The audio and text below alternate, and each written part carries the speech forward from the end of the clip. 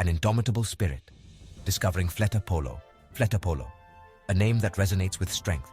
He was born shortly before the Spanish Civil War in 1931 into a family of luthiers, now very well known, Manuel FLETA, Ignacio FLETA, and Bienvenido. His story gives us hope. It shows us that dreams, if we strive and do not give up, can come true. The early years, sowing the seed of greatness. FLETA Polo was born in a humble neighborhood in Barcelona, in the Raval. His home was simple, and with economic limitations typical of the time, but full of harmony and desire to progress. His parents were from Aragon. From a young age, he showed enormous curiosity and a desire to learn. He studied at the conservatory, violin, trumpet, to earn a living playing dance music of the time, guitar, to be able to test the instruments that his father made in the workshop. He also continued his studies in harmony, counterpoint, fugue, instrumentation, composition, and even orchestra conducting. His main teachers at the conservatory were Eduardo Toldra, Francisco Costa, Zamacua, and Montsalvatierre. He dedicated himself fully to the viola when he joined the Liceo Orchestra in 1960, leaving the guitar and trumpet a little aside. Although yes, throughout his life, he wrote a lot of music for those two instruments. In 1962, he composed his famous sonata for viola and piano. It has been recorded on compact disc twice and performed by numerous violists. Over time, it is called to become a must-have work in the viola repertoire. In 1963, he married the pianist Maria Luisa Pascual Sumala. Let's make a brief sketch of his wife. She is the third daughter of four, of a doctor from Vilanova i la Geltrú.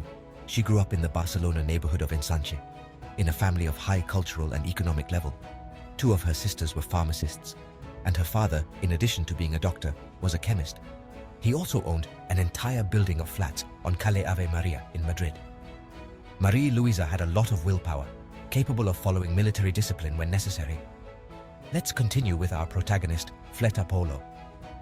In 1964, he won the position of violist in the orchestra of Radio Televisión Española, moving to live in Madrid, where he lived for 5 years. His 3 children were born at that time. In 1970, he moved to Barcelona, where he won a position as a violist in the municipal orchestra and that of professor at the conservatory.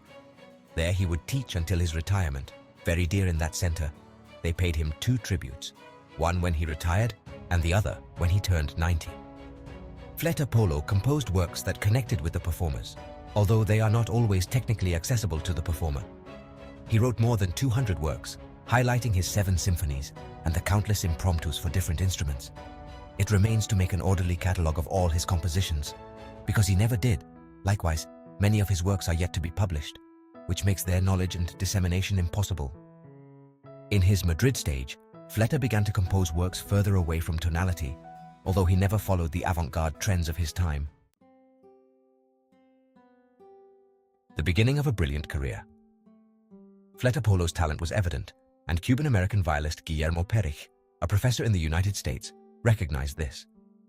Perich, on a tour of Europe funded by the University of Illinois in order to find new repertoire for the viola, selected his sonata to premiere it in the United States at an International Viola Congress, marking a turning point in his career. His fame grew, taking his music to larger stages. Thus, several of his symphonies were premiered at the Palau de la Música and the Auditori de Barcelona by maestros such as Albert Argudo and Salvador Brotons. Each premiere was an opportunity to connect with people and make his music known. FLETA Polo devoted himself to teaching, writing various methods of studies and scales and arpeggios for viola and training future musicians, today present in various orchestras or teaching in conservatories. Triumphs and obstacles. The road of life was not easy. FLETA Polo faced problems with courage and determination. His inner strength and unwavering passion drove him to overcome difficulties and move forward with strength. Thus, it was necessary to overcome health problems of his wife, sometimes of his children, and even of himself when he was about to retire. From that age, it can be said that he had bad iron health. In the year 2009, he was diagnosed with cancer by doctors at the Vall d'Hebron in Barcelona, one of the most prestigious hospitals in the city. They gave him a life expectancy of 1 year, and today, 5 years have passed since that wrong prognosis, and the fatal outcome has not occurred. His performances, full of emotion, conquered the hearts of the public. He performed Mozart's Sinfonia Concertante for violin and viola on several occasions, as well as Hofmeister's Concerto for viola and orchestra. His compositions are available through the Clivis publishing house, currently called Piles.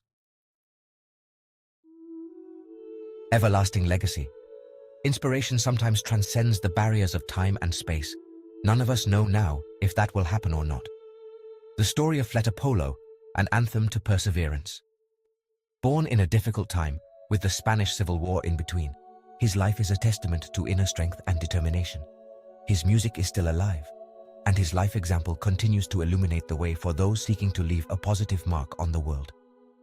FLETA POLO, an indomitable spirit that reminds us that greatness is achieved with passion, courage, and an unwavering faith in ourselves.